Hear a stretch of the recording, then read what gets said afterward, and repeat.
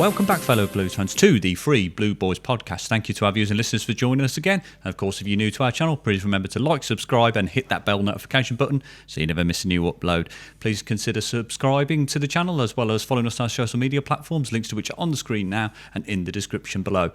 Gentlemen, it feels like we've missed this a bit, isn't it, really, since a long time since we've been last sat here together, really. It's a good few weeks, isn't it, really? Yeah, we've literally just been doing the post-matches, haven't we? Because it's you know, in a way, as much as we don't like, and I probably speak for some Blues fans who don't like international breaks, the quick succession of games there, now we're 10 in, was just one after the other, and we just, obviously, you've had personal commitments elsewhere, Dan, which I'm sure you'll mention, but to be honest, it's just nice that not only are we back here, the lighting's completely changed, it's dark outside at this time now, so it's really weird. I'm glad it's a lot cooler as well in here. Been very warm in the past. Just good to be back, and obviously a few games to discuss, a few players to discuss, and just a general summarise of how we think we're doing so far, isn't it? Yeah, I'd say so. I mean, I think circumstances have conspired against us to a degree, haven't they? You know, because of I think the Swansea game, and then there was the Sheffield Wednesday game on the Tuesday, so we couldn't do a pre-match for that. And then I think, as you said, there'd been mostly post-match reactions, and then the international break, which personally I was quite glad for. Not that I was like fed up in any way, shape or form of the season. It's just like, okay, time for a breather now. It's like, 9 games in, plus the 2 cup games. It's good to kind of just step back for a sec, have a few days where you're not thinking about the pod or about Blues, and then you're ready to go back on it again, aren't you, with the upcoming fixtures? So, but it is definitely good to be back in the studio, as it were. Yeah. I think it's been a good while for you, hasn't it? Because obviously we've done the post-matches, but actually being at a game for personal commitments. So, want to tell the viewers, actually? Yeah, go on, Dad. I've brought it up twice now, so... Yeah, we may as well give some context to it. I mean, I know we're not ones for necessarily showing our personal lives on this platform, and that's a choice of ours. I know some channels do, but we're sort of a bit more conservative in that sense. But to give our viewers and listeners some context there, so we're recording this on Tuesday. This past Thursday, my wife gave birth to our second son. So another member of the Blue and White Army coming along, despite what his West Bromwich Albion in-laws may plan there. So he'll be on the joys and sorrows with us all. Oh, absolutely, absolutely. So definitely tired and weary this week, very much in my case. But all wide and teary. Wide and teary. That's it, absolutely. But all went well in the end, fortunately, and he was born in the Birmingham hospital, so you know, more of the good there. So good stuff, mate. No, absolutely, well happy. So and happy to be back here, really. And as I say, owing to more on the personal commitments on that front, as it were. So I'll probably be back at the game, sort of. Well, it'll be Portsmouth 1st of November. I'll be back, but of course you two will be there, and obviously I'll be giving the post-match reactions where I can, and obviously on the pod every week as well. So we soldier on, and we work with what we've got, don't we? Yeah, we do, and we're very proud granddad for the 3rd time in my case, and uncle, indeed, 3rd time in your case. So all good family news in the last week. So it's kind of been the big news of the day during that international break. Really, very considerate, really. It is really, isn't it? This is to give birth to brilliant timing, wasn't it? Really, playing any games. I think that's got to be something we've got to make sure we do going forward as well. Not making any suggestions. I'm not, or anything like that. Yeah, relax, Dad. I'm not bothered, mate. Used to be your mum, innit? Yeah, true. Yeah. Anyway, we're delving too much into the personal matters. We are.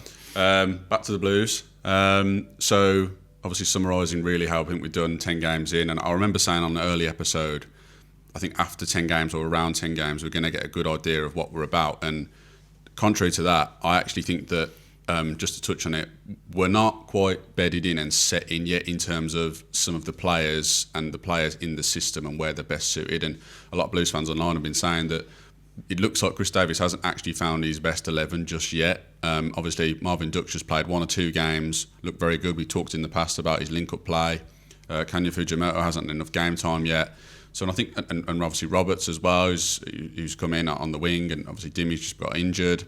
Laird's on a longer-term injury. We've had quite a few knocks, and that's to be expected early on when you do pre-season and then you get full on into the Championship season. It's a physical league, it's a tough league. You got Saturday, Tuesdays going into the winter period now. But I think generally speaking, just from my perspective, I remember our first or second video, whenever it was, and we were doing predictions on where we would place, and I'm pretty sure I said 9th.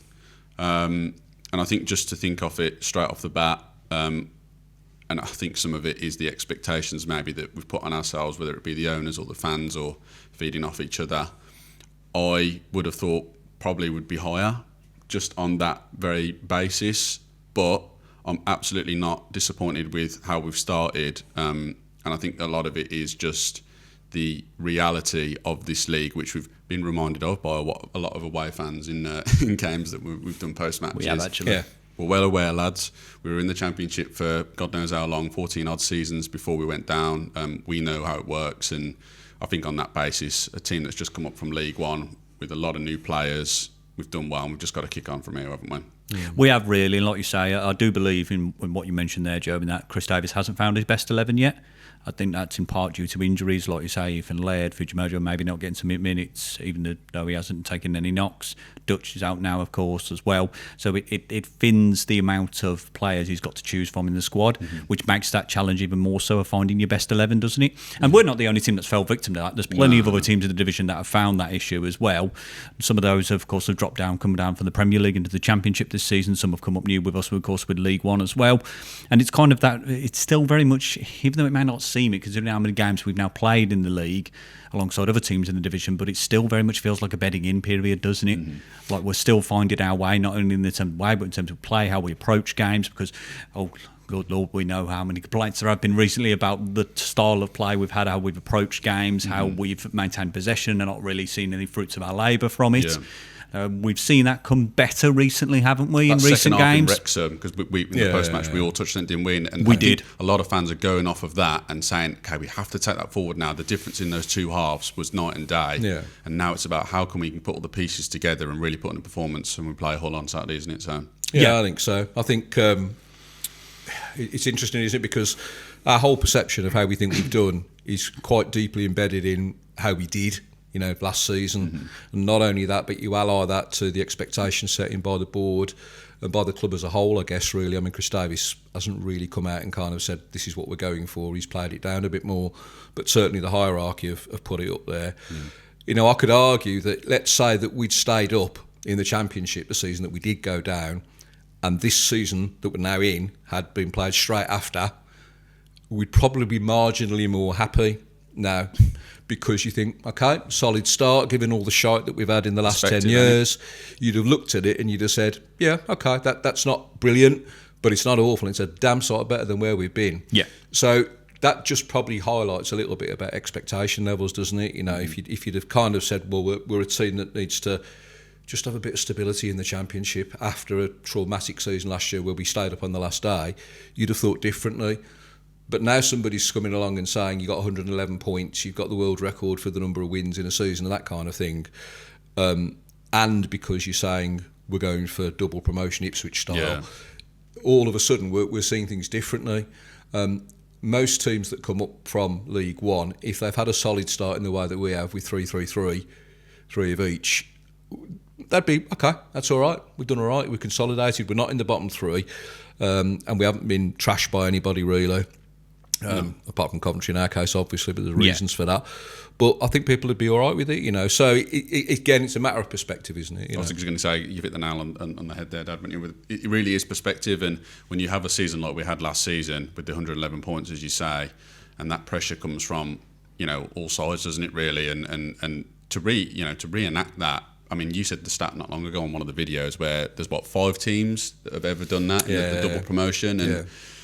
the expectation there to do that is absolutely massive. And I think I speak for a lot of fans when I say that, we're not as great as it would be. In hindsight, maybe if we get there, would the money be a problem? Because now the gap is much bigger now between the Championship and remaining in the Premier League. We've seen Leicester drop down that many times and whatnot. So I would like for us to, have a good finish in the league this season. Because, I think when we were in the Championship before that, it was 18th, 19th, 20th, 17th, and then finally went down after 5-6 seasons where we were just in the bottom half, in the relegation battle. A lot of Blues fans were there and know it. So I think for me, I would just like, if we can finish in the top half of the table, to me, that's a success. We've just been promoted with a new set of players, new team, new manager. This is literally his second season as a manager. It is. Yeah. I mean, that's insane. I mean, we've talked about before about he's had 20 odd years in the game of assistant and all this, and been around Brendan Rodgers, Postecoglou, all the rest of it, and that's great, and that's where he's got his knowledge. But management, and you've said this before, totally different. Yeah. And to put the pressure on him as well from the owners, that's massive, isn't it? And I think we've got to be happy if we're going to be in the top half, in my opinion. Anyway. Yeah, I think we've got to be pleased with that, haven't we? And I think you're probably safe to say, speak to all Blues fans when you say that. But as always, Blues fans, let us know in the comment section what you think. But I think it's important there, as Dad mentioned, to mention perspective as well, and what you were alluding to there with the owners, Joe, as well, is that level of expectation in relation to perspective of where we are now. The owners have obviously got a very clear objective of where they want us to be as a club and where they want us to work towards, obviously being a Premier League club, obviously with the expectation of all the money that's been put into it, all the marketing, documentary, obviously the new sports quarter that's going to be going up, and that's an important year for that next year with the planning permission going in as well. So it all comes under that umbrella, doesn't it, of this is where we are, this is where we need to be. There's a level of expectation, and Chris Davis will be aware of that. He would have been aware of that when he's taken the job. I am under no illusions or disillusions in that sense that when he took the job last year, it would have been promotion, winning the league by a clear margin, and he achieved that. And like you say, you've got to give it to him. It's only his ever second season in management, despite being an understudy to a number of great managers. But when you look at it in perspective to, say, a club like Southampton, they've taken on a new manager that's never managed in English football before but has managed elsewhere. You would argue that Davis is arguably doing better. But I suppose you could say as well, Southampton are a drop-down Premier League club, and maybe that's a little bit different to how it might look for us, as it were, coming up from League One. But I think, like you say, I think a top-half finish would be good. 9th, 10th. I think something we don't know, and obviously we wouldn't be privy to it, at the kind of detail level, is maybe what they're doing is trying to speed things up because it's more than just expectation. It could be that the whole financial plan, including the sports village, etc., in the sports quarter, it could be that it's all to do with being in a certain place in a certain time frame. Yes. Maybe, Tom, obviously, his company, this is what they do, they kind of do risk management and financial planning and all that kind of stuff, has got something written down there in detail that says if we're not in the Prem by 2028 at the latest, the whole thing starts to fall apart. They are pushing this 2-year idea, and he's literally come out and said that I think you can quote me on this, if we're not in the Premier League by the next few seasons, then we've got some thinking to do. Yeah. I think that's exactly what he said, which does allude to the fact of, okay, well, what does that mean? Does that ask questions about the financial depth of it? We have to get there by a certain point so we can make money when we get into the Premier League. I think that lends perspective to that. If you'd like to sponsor the Free Blue Boys podcast, you can get in touch via our social media platform or via our email address. Thanks very much. Now back to the podcast. I just want to touch a little bit on, because we're talking about the expectations here from the ownership and the fans. But in terms of actual performances across the 10 games, obviously we're playing the way that we would probably expect, taking over from last season. We've had games where that really hasn't worked. Because, again, I think the word that we've talked about before is we're quite predictable. Yes. You've touched on this before in post-matches. It's very side to side. We're not really trying to play through teams. It's very passive, isn't it? We're not playing through teams, like you say. But that changed, didn't it, in recent performances, particularly in the latter half of the second half against Wrexham. It was hitting the ground running, wasn't it, when we got the goal early in the second half? Night and day, wasn't it? It was, absolutely. And I'm glad that Chris Davis came out at the end of that game and said that in that first half, he wasn't happy with what he was seeing. We need movement off the ball, and that was the big word, movement off the ball. Because we've said this before, it's all well and good when you got the ball between your keeper out wide, your centre halves, your DM, and then it goes back again. You need movement off the ball in front of you so you can play through teams. If not, you play over them. There has to be a way through. And we scored that goal early on in the second half, and we're completely different. I think even without the goal, we've come out of that in that half, and we're really trying to change things and be more aggressive. And I think that's the point that I want to hit home, really, is that we now have to take that and take that forward into games where in the first half we don't want to fall asleep. We don't want to concede early, because you do that in this league, it is fucking difficult to come back. It is. You have to. It is. Particularly away from home, and obviously we're going to be going Preston away on the Tuesday, week today, and that's obviously going to be really tough. I would take a point there. I would. Just because we need to start picking up some points away, because so far in the 10 games, we've picked up, I think it's 4. Won Blackburn and drew Wrexham. So it's 4. And Blackburn was the second game of the season, so I want to see us picking up points away. But time will tell, won't it? Yeah, it will. And I think in those set of away games where we've only picked up 4, as you said, the win at Blackburn and then the draw at Wrexham, you could argue some teams maybe have been difficult opposition, maybe Coventry being the only one. But even that, to be fair, the sending off in that game had some influence on that, and that's really the only game where we looked poor. But there's reasons for that. I mean, we didn't play well, but again, reasons for that. But in other teams, in other games, when we played away, they've not really challenged us, as it were. They've just been more clinical in areas where we haven't been. When you talk about the shots on target, the XG, the way that we played, as you say, it's very passive. We're not playing through teams, we're not trying to play over them. But when you change that, like we did in the second half against Wrexham, you see how much more the game opens up and how much more in control we are and how positive we are going forward. And like I said, it was great to hear Chris Davis talk about that, about, like you say, movement off the ball when we're trying to move through teams, as it were. Can't we move through them? Well, we go on over them then in that case. And you saw it in the second half as well, the way that we played. We'd honed in on the weakness of Wrexham's back line. They don't respond well to pace, and we really caused them trouble. They didn't have a single shot on our goal the entire second half. No. Talk about Kiefer Moore. Didn't register at all on our radar in the second half, and we thought we put in a really good performance, but it's carrying that forward now. And it's almost like the second international break of the season has come at just the right time, maybe. Yeah, it did. We had to pick up something, didn't we? We did. The race course, because I think we were saying, weren't we, if we didn't, it puts a real downer on things like, man, are we ever going to pick up points away? And then you've got a tough game at home against Hull. I don't think people's heads are down, aren't they, going into the international break? And you don't want that, do you? No. It broke the cycle at Wrexham of the away game thing, and I mean just kind of using that as a kind of transition into something I was going to mention is that there are certain things that everybody is kind of focusing on that we need to be better at, things that we've got to kind of, move up the ladder a bit, otherwise we're going to have problems. I'm not going to go through them because everybody knows what they are, and all the people online have talked about them. The things like, speeding up the players, you have said, chance creation. It's all about set pieces as well. So I'm not going to cover those, but perhaps a couple that are a little bit left field maybe. Can we stop conceding goals away from home in the first 25 minutes? Yeah. Leicester, goals from set pieces Stoke, as well. Yeah, Leicester, Stoke, Coventry, Wrexham, all conceded goals. Yeah. We went 1-0 down in each game. We did. Within the first 25 minutes. Yeah. We've got to be more resilient than that. If you want to give yourself a chance on the road, you've got to stop going behind, because we're not particularly good at scoring at the moment. We've got to be the ones in front during that period. And the second left field thing that I would like to see more of, and I think we did see it in the Wrexham game, is some consideration about making an extra man in the centre of midfield, because I think there's so many times where our pressers, it's been hit and miss so far this season, the up-front press. Sometimes we've been brilliant and created chances. Other times, teams have played around us. The standard is better. They're able to do it. Yeah. And when that happens, because you get the likes of Pake pushing a little bit further onto the left, a bit further up the field, Iwata's getting isolated. The centre of midfield gets swamped then. Yeah.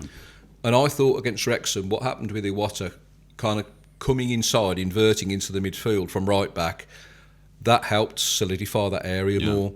They've got 3 in the centre of midfield, so it might be a one-off thing, but I thought it counteracted it. And I thought, you know what, we need more of that. Yeah. People have been talking about having a 3-man midfield, haven't they? With a kind of, it's like different an 8, formation. Isn't it? Yeah. It's like you're playing with two 8s and a 6, arguably, rather than kind of you have to sacrifice the 10, as it were. Yeah. But either way, I think that having more solidity there means that you can have more confidence then with pressing, because it means you're not worried about it being broken, because you've got people behind who are going to pick up the second ball or the loose ball. If you've only got one person there, you're just going to get overrun. Yeah, the amount of times we've been exposed, particularly away from home, we lose the ball high up, or they play one pass through us. The crowd get up and you're like, fucking hell, they're in. It's 4-on-3 or whatever it is, because we Basel led or whoever has pushed too high up the line. Iwata's exposed. He's running towards his own goal. Pake's in no man's land up top, and with whoever's in the 10 or in the 9. So I think, and you are right, Dad, a lot of people online have been saying that if we can pack out the midfield, especially away from home, where teams are aggressive in there, and you've got to win second balls to pick up points, in any game, but particularly away from home.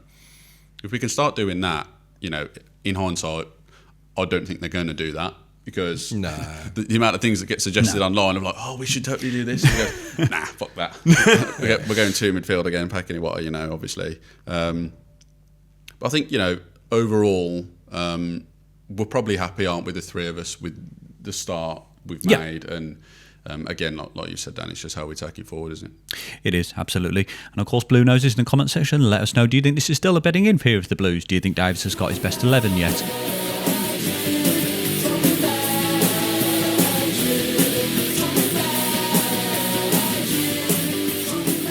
But of course now we look forward to the return fixture following the second international break of the season at home at St Andrews Knighthead Park to Hull City. So something definitely we're looking to grab 3 points at back at home, maintain that record that we did by the thinnest of margins, of course, against Sheffield Wednesday. I've never been so happy to see an equalising goal at Blues in all my life, and that is quite saying something. That was a goal where it was like, I've never celebrated a goal for like 5 seconds, and after I was like, I'm fucking pissed off there. Yeah. Shit today. It was a bit like Chris Clara, wasn't it? You see Clara's reaction. He almost looked pissed off at the fact we had to score it. I noticed that myself, He didn't look up happy, didn't he? And I suppose you can't blame him. He's probably mirroring what Joe's just said, really. And credit to the man down under as well. He's like, we scored right. Get the fucking ball out the goal. Come on, want to get another one. It was on fire at the minute. He's the man at the minute. He is, absolutely. Yeah. He's had a good time with Scotland on the international break. Yeah. He's done really well. We do. I think it is a game that we are hoping and expecting to win against Hull, but we do have to, as always, recognise, the opposition is a higher standard. As far as their own start is concerned, I don't know what Hull fans necessarily think, and if you are watching and listening, Hull fans, and by all means, we'd love you to see your comments. But they've made exactly the same start as us in terms of 3 wins, 3 draws, 3 defeats. I would probably expect, in my own mind, that they have done better had a better start than I expected from them. I'd agree with you. Kind of issues from last season. But I think they've scored fairly freely. Right, they've scored a lot of goals. They're amongst the highest scorers in the division. And obviously that's been fueled by certain individuals, which obviously you two will talk about in a sec. But on the flip side of that, they are very porous at the back. They let a lot of goals in. They've got work to do in that area, and it's a bit like a lot of other teams in the division. They're trying to find that balance, aren't they? Trying to get it right. Not everybody's going to be Coventry and score 20 odd goals and let none in. Most teams are trying to kind of find it, so that they can just tune it in and get it right, and Hull are no exception. Ollie McBurney, obviously with 6 goals already this season. He's man on fire at the minute. Obviously there's quite a few strikers in there in the league across different teams that are doing exactly the same. And he's somebody really where I think we're not going to be man-to-man, are we? I'd like us to be man-to-man on corners against them, a physical side like themselves. I'd like to see in this division. But he's going to be a threat to us. And with the equal start that we've had to them, like you said, it's a game really where fans are going to be looking at it saying we're at home, we should be strong, we should be picking something up at least. Realistically, we'd love to see a win just so we can get back to winning ways, but he's definitely one to watch out for as the main man, isn't he? He is, absolutely. And like you say, Ollie McBurney with 6 goals so far this season. He's been fed well by Ryan Giles. 5 assists he's gotten there as well. So, like you say, really scoring a lot of goals, but like Dad said, conceding a lot as well. Scoring 14 this season as a whole throughout the total league campaign so far, but conceding 16. It does leave questions at the back, doesn't it? And this is where I feel if we're playing in the same positive light that we did in the second half against Wrexham, that really, to be honest, we should be getting a foothold in the game early on and making sure we're winning second balls, we're picking out people in space where we can, moving the team forward collectively and not conceding silly goals in the first 25 minutes. That's the number one, isn't it? Yeah. I know it's been an issue going away from home, but it needs to not be an issue coming home. Agreed, yeah. They've... they're going to come and fancy their chances, aren't they? They know that if they can score early, that means that quietening the crowd, putting the pressure on the team, especially if they decide to revert back to some kind of low block or medium block setup. But they're a capable team. They've beaten Southampton this season. I think I'm right in saying that they're one of the very few teams, apart from Leicester, who stopped Cov from scoring. And that's saying something, to be fair. Exactly, and for a team that's letting as many goals as they are, that 0-0. It was 0-0. I think it was first game of the season. But then also, by the same token, and this shows the other side of Hull City, is they got panned 3-0 at home by Blackburn. It's the Championship, though. Blackburn are a poor team. Well, at least at home they're a poor team. Away from a different proposition, maybe. But exactly right. That's the division we're in. Yeah, it's fine margins, isn't it? And anybody can beat anybody, and that's why even though we are at home, we are obviously very strong, as you say, Dan. We're hanging on by the skin of our teeth to that record against Sheffield Wednesday. But this will be another tough game, and I'm not of a position where if we were playing away from home, I might say I'll take a point. Because we're at home, I'm asking for 3. Yeah, I'd agree with you. Because, I'd be asking for 3 as well. Break. Obviously, we're going to see sort of who's coming out. I mean, I'd like to see Marvin Dutch back in there, but I think he might be a little bit longer. And I think that because of their formation, typically being a 4-2-3-1, I don't know whether that will chop and change maybe when they play against us, but I think you're right, Dan. It is about, obviously we want to play our game, but we have to nullify them in the right areas, because if we don't, and it leads to a corner, whatever it is, or we get exposed again with Iwata on his own, that's going to cost us, and we have to address that. We do, don't we? And I think as well, comparing it to Sheffield Wednesday game, if they were to get a goal early on, I know we were first scoring in that game, but if it's Hull City scoring first in this game, it's going to be a far more difficult game than it was against Sheffield Wednesday. You've got to make a case that, as much as Sheffield Wednesday fans would probably disagree, the goals came about just through errors on our own. They weren't exactly crafted because of skill or quality on Sheffield Wednesday's part, but morely poor, particularly on Aaron Cashin's part, of both goals being conceded. He was really responsible for both, really. I suppose you could potentially point some blame in the way some Blues fans have of Ryan Allsop. That's why now James Beale's in the team. And just as we touched on, didn't we, post-Wrexham and our post-match reaction following that game, James Beadle oppressed again at England under 21 level, 2 clean sheets in the games he's played, and he turned in a good performance, didn't he, against Wrexham? He kept us fucking in it sometimes. Yeah, he did make some great saves, and I think we said on it in the post-match against Wrexham that there's no reason to take him out of it, just to put Ryan Allsop in. He's had one game, but it was a good game. Don't need to change it. It would be at home now after the away game against Wrexham, and I think we just got to stick with him. At the end of the day, that's why we brought him in, because he's got quality there, and we got to. The lad's got to have game time like a lot of players. You get them up and running, like the likes of Fujimoto and Dux that I've mentioned. Give them game after game after game, and they start to get confidence, don't they? Yeah, they do. They start to enjoy what they're doing, and because of the result of that, they start to play better. So they do. They do, definitely. Yeah, no, it'll be good for him to have a proper run now. I mean, we've got these next 6 games before the final international break of the year. And, unless he gets injured or those absolute ridiculous howlers in the first 2 games he's in, you should at least get that period to show what he can do, And as we said, he's in good form for England as well, so why not capitalise on it? How's it going, fellow Blues fans? Hope you're enjoying the channel so far and liking today's video. I wanted to take a minute of your time to talk about our sponsor, Bangla Lounge Indian Cuisine. For these 3 Blue boys, Bangla Lounge has been the go-to choice to enjoy the very finest in Indian cuisine for over a decade now. Made with the freshest ingredients using authentic recipes, Bangla Lounge produces some of the best Indian cuisine that I've ever tasted. And if you enjoy takeaway at the end of the week, orders for collection and delivery, with 15% discount ordering direct through the website. If you enjoy a sit-down meal, you can enjoy this for a 2-for-1 offer running up for Sunday to Thursday every week on main courses. Or if you're celebrating special occasions such as a birthday, Bangla Lounge offers a buffet restaurant every Sunday running from 5:30pm to 10pm. So if you like a tasty curry or a sizzling tandoori, get yourself down to Bangla Lounge Halesowen. Links in the description below of our video. And if you would like to fine dine after a win in the B9. Thanks very much. Now back to the podcast. As far as the lineup itself is concerned, I don't know what to expect, to be honest, because we don't know who's... I mean, apart from Dimi, who's come back from... And even that might be a red herring. He's come back from international duty with Jamaica, got a groin problem, and is that a precautionary thing, or is it bad? Maybe. I mean, Chris plays his cards close to his chest. Yeah, he does, as regards injury. So I don't know. Boz, is he fit? Keshi, I would assume he's going to be available. Yeah, I think so. But the big one for me is the Duck. Fit. Is he fit? Because I still see that bloke as being integral. He is the forward. link up, isn't it? In that game that suggested exactly that. And as you say, I think that. I don't know if you've got a predicting starting 11 there, Dan, but I think as you say, Dad, it's so difficult to tell because we don't know who's coming and going.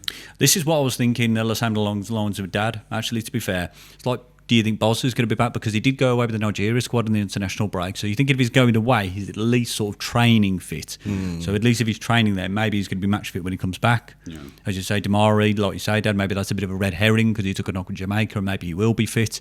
I think Chris Davis is probably going to play the cards a little bit close to his chest, as you were. I mean, Hull City will repair it regardless, but you always want to sometimes keep those things a little bit back from the opposition. So obviously don't know which way you're going to play it, as it were. I'd like to see a stronger starting 11. Maybe, if Damari's not in, we'll see Kesh come into the team. And to be fair, Kesh was good for the time that he came on against Wrexham as well. It was good to see him back as well. I think he was one of the impact subs. Him and Kyogo for me were the 2 impact subs when they came on. Obviously, we celebrated the shit out of the Kyogo goal, didn't we? Even though it was offside, but When that happened, we looked like the team that was going to go on and win it. We did.